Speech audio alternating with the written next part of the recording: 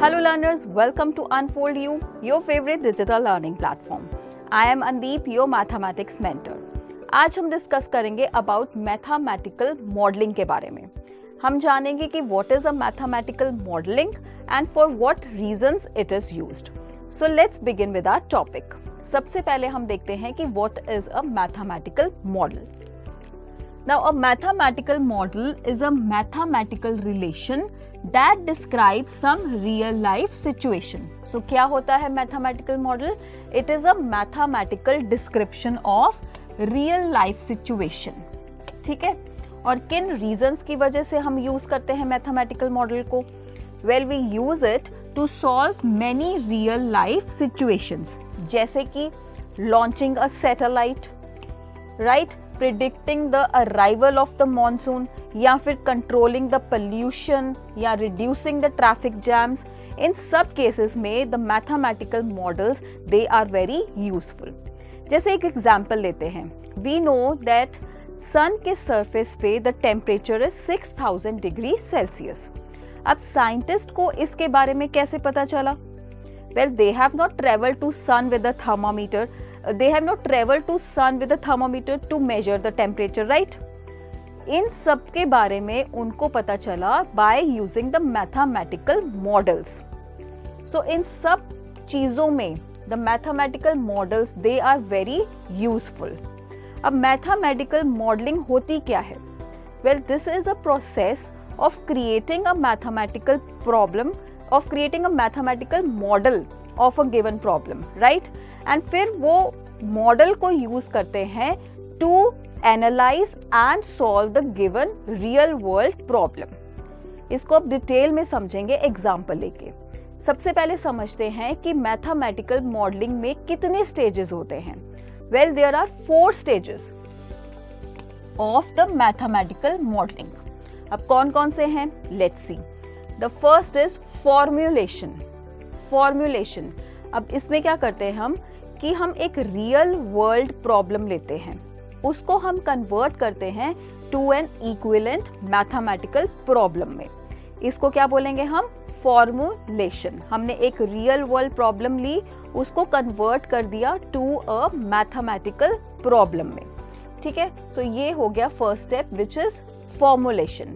The second stage is solution.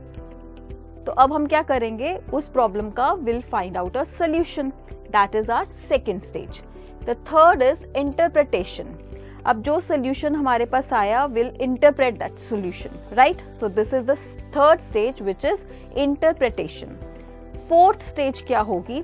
जब हमारे पास solution आ गया, हमने इंटरप्रेट कर दिया, then it is very important to see whether the solution we have obtained make sense और not.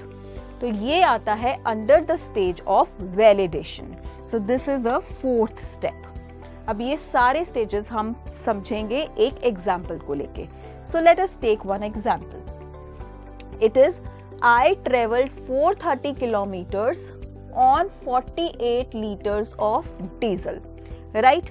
Distance दिया है and we are given the litres, how much litres are used, right? So in my car, I have to go by the car to a place which is 180 kilometer away. How much diesel do I need? तो यहाँ पे सबसे पहले हम देखते हैं कि what are the steps which are involved in solving the problem. तो सबसे पहले हमने देखा था the step 1 is formulation. तो इसमें हम क्या लेते हैं? हम सपोज कर लेते हैं कि let x जो है वो है distance I travel, right? And y जो है diesel I need. Okay, so x is a distance and y is the amount of diesel. और हमें पता है ये जो अमाउंट ऑफ डीजल है it is directly proportional to the distance travelled, right?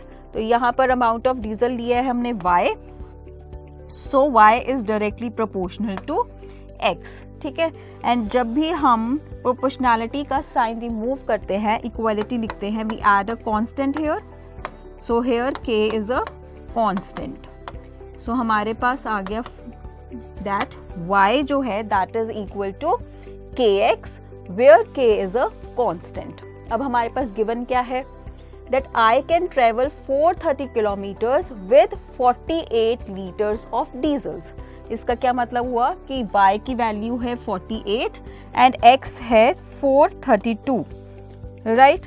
और अब हम फाइंड करते हैं k की वैल्यू. k की वैल्यू क्या हो जाएगी यहाँ से? k will be equal to y by x. तो इसमें पुट कर दो values. So we get 48 by 432. So this is equal to 1 by 9. हमारे पास क्या आ गया कि k is equal to 1 by 9. ठीक है. अब हमें गिवन क्या है कि y जो है वो किसके इक्वल है? kx के इक्वल है. So y is equal to kx. तो इसमें अगर हम पुट कर दें k की value which is 1 by 9, so हमारे पास आ जाएगा y is equal to 1 by 9x. Let this be 1. ठीक है. तो ये जो इक्वेशन है या फिर फॉर्मूला है 1 में, it describes the relationship between the diesel needed and the distance traveled. ठीक है. तो हमने एक ये फॉर्मूला बना लिया. This is our step 1. Step 2 में क्या आएगा? हम इसका अब सोल्यूशन फाइंड आउट करेंगे.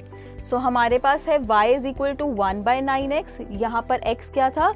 Distance I travel, and y क्या है? Diesel I need. अब हमने कितना डिस्टेंस ट्रैवल करना है? 180 किलोमीटर्स. तो यहाँ पर हम x की वैल्यू पुट कर देते हैं 180 के equal. So we get y is equal to 1 by 9 into 180, right? So हमारे पास आ गया 20.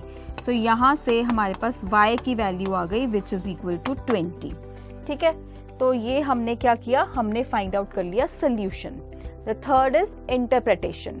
सो अब हमारे पास y की वैल्यू है 20.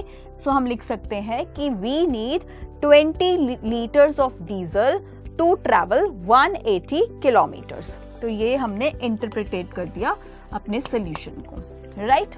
नाउ ये जो फॉर्मूला है y is equal to 1 by 9x, this formula works if all the conditions that affect the rate at which diesel is used are same. Now suppose कर लो कि जो 432 किलोमीटर रूट है that is through mountains. ठीक है. वो है through mountains. And जो 180 kilometres है that is through, this route is through plain.